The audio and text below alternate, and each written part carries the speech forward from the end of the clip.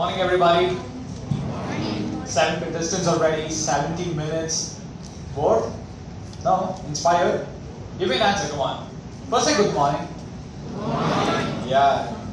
So now it's going to be really interesting because I've taken such an interesting topic. Real learning does not occur in a classroom. Pretty much contradictory to the place we are in. Alright. So to start with it, I'll start with my own story. For the Kada Solda, sir. Vikram with us time. Alright. So, coming back to it. When I was in grade 12, I was walking down the road with my friends. Back from the school, my exams were nearing. I didn't notice one of my friends placing a foot in front of me. I misplaced my foot and happened to break a nail in my toes. It was bleeding heavily. I went to a nearby shop. I cleaned it with water and then put a plaster and I went back home, walked all the way home. Back at home, I called my dad. I told him I want to go to a doctor. I'm injured, so take me. And he came a little earlier than his usual timing. He took me to a doctor. While I was going to a doctor, I made it very clear to him.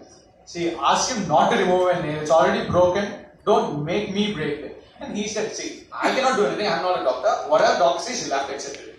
I went to a doctor. Just like how I did not want it to happen, the first thing he said was, the very first thing after seeing my nail, it has to be removed.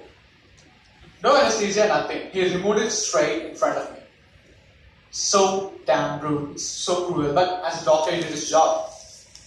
But one thing, my uncle and my dad were near me, but they saw something really amazing and astonishing happening. A guy who had been so weak before, I'd never even cried. Not even a single tear was out of my eyes. I tolerated the pain. That was a value that I got that time. I tolerated the pain. It took me 6-7 months for the nail to grow back. It taught me how to tolerate pain. And after that, something even more astonishing happened that night. The doctor told me, I have given you a sedative. So you will be sleeping for long and you might wake up a little late. I was happy, okay, I can bunk the school tomorrow. And then, but you won't believe, we started talking about educational reforms. I started talking about educational reforms with my dad and my uncle that night. Till late night, 2 o'clock, I did not sleep. See the power of the mind over matter and medicines. You can achieve if your mind conceives it, and that is the power of every single person's mind. It is just that we have not thought what we have to become. So where does this formal education lead? Formal education can fetch you a degree, a certificate, with which you can gain an entry pass into any company or whatever place you want to go. But is that enough? Can the classroom teach you everything that you want? What do classrooms teach you? Physics, chemistry, mathematics, English, whatever, Hindi, Tamil, many other languages? Or what do you gain out of it? That is the question that should buzz in your mind. My humble request, this one thing I'd like to make clear at the outset, this is not a blasphemy against any college or institution. As a student, I feel that I have to give out to you something that I've been thinking about for a long time. Please teach us science as science and not as subjects. Because that is what is needed. And same for mathematics too. We learn physics, we learn chemistry. Now I'm a computer science engineer. Alright? I'm doing my computer science engineering. I had to study physics and chemistry in my first year. There's nothing wrong if you learn things. At some point of time, and you don't know how it comes into play, but at some point of time you tend to use something or the other that you have learned. But if I fail in my physics examination, and if I do not pass that examination till my final year, I cannot be awarded the degree as a computer science engineer. How is it fair to say that I am not a computer science engineer if I fail in physics or chemistry? It is not that every person is jack of all trades. You are special in your own way. I speak. I try to code. I won't say I'm an expert at coding, but I like coding. But just because if I fail in chemistry, can you say that I'm not a good computer science engineer? How is that fair? Think about it. So we need a change in the education system. So what are those things that are not taught to you in the classrooms? Values. So what are those values that we need as human beings? Remember, a child who's born is born as an animal. The values that we paint on the child is what makes it a human being. You should know that. We are human beings not because we wear clothes. It's because we are instilled with some values that our parents taught us. And we are always smarter than we think. It's just that we underestimate our own values. I'll tell you a short joke that I came across on the internet. There's a joke that Indians are always smarter. An Indian meets a great scientist from America in a flight. And the American scientist challenges the Indian saying that, I'll ask you a question. If you answer it right, I'll give you 5,000 US dollars. If you answer it wrong, if you do not know the answer, you'll have to give me 50 rupees. This guy agrees with it. And then he asks, so what is black body radiation? This guy says, I don't know, and gives him 50 rupees right away. And then that guy says, now it's your turn, you ask me a question. This guy asks, what is the animal which walks up the mountain with 3 legs and comes down with 4? He was bewildered. What? What is that you're asking me? How can an animal with 3 legs walk up a mountain and come back with 4? That guy said, no, I don't know. Then this guy said, give me $5,000. He got it. And that guy was very much interested to know the answer. And he asked, okay, now at least I've given you the $5,000. Tell me what the answer is. He gave back 50 rupees and said, I don't know.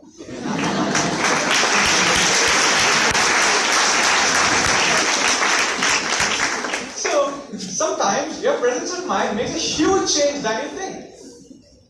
There are many things that happen around us, alright? We have to realize that this is not the boundary. We have to make a change. I'm here to sow a seed in you for a change. Just like how the Constitution is by the people, of the people, and for the people, education too is by the people, for the people, and of the people, and you have to realize that as a student. I never said engineering is wrong. There's a very much a wrong connotation, a wrong convention which is being there across India that engineering is wrong and we are being screwed up. One way it's true, but I cannot openly agree it everywhere. Alright. But then, engineering is a discipline, it's a very gifted discipline.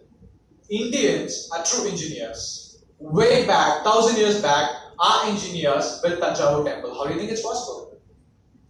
We are scientifically very much advanced. It's just that they all are still buried. It's we who have to take a conscious effort, and we who have to discover what is lost.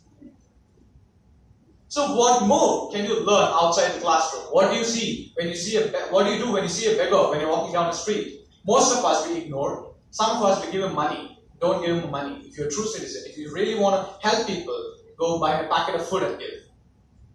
That will help you much. And I have another personal experience. I have studied environmental science in my second year. How many of you had that? All of you are engineering students, right? You would have had that. I don't know where is being applying it, but as a citizen, you should possess the civic sense not to litter everywhere. Honestly answer me, how many of you do not litter in a public place? Honest answer. Very few out of this lot. Yeah, no. Okay. I tell you, sincerely, since my grade 10, I do not litter anywhere. Because that's something that I learned from my school. One guy in my class, he got a better grade than me in EVS. I got just a pass mark and I passed it. While we were in ground for a lunch, he bought a biscuit packet. We emptied it up. I gave it to him and asked him to put it in a dustbin. He took it and he dropped it there on the ground. I asked him, why did you do it? Who's going to carry this all the way to class and then do it? I asked him, when you can carry a 70 kilogram body, why can't you carry 2 grams of paper and put it somewhere? You need to understand something.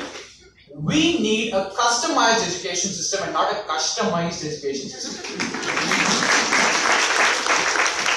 So let's make a change. Let's be a change. I'm not being pessimistic, alright? We need a change and we have to make it. In one way, if you feel the system is not right, we have also been a contributor to it.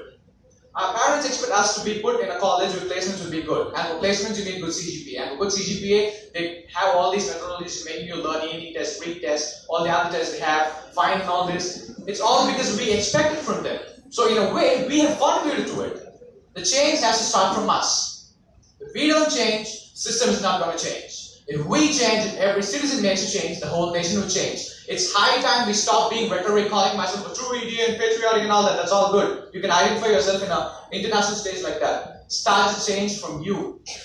Stop being rhetorical, right? You can be rhetoric if you're going for a literary competition. Try being yourself. Don't overdo things. Stop being dramatic. Start being practical. That's what I would say. Thank you very much for the opportunity. And how many more seconds? 35. 30 more seconds for you to become a good citizen, I guess. Once the bell rings, I hope all of you will be inspired to become a better human being. Thank you.